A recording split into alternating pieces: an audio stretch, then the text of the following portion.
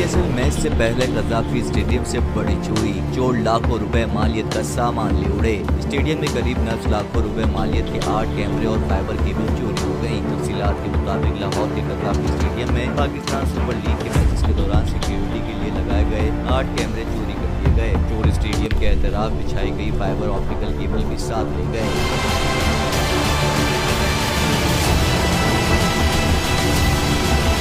गुलबर्ग में 2 मुकदमा दर्ज कर लिए गए, ताहम अब तक कोई गिरफ्तारी अमल में नहीं आ सकी। सराय का कहना है कि कज़ाफ़ी स्टेडियम में जनरेटर्स की बैटरियां भी गायब हैं। पीएसएल मैचेस के इनेकाद के लिए कज़ाफ़ी स्टेडियम के अतराफ CCTV कैमरे नस्ब किए गए थे। इसके अलावा कैमरों की मॉनिटरिंग के लिए खुसूसी कंट्रोल रूम भी तश्कील दिया गया था।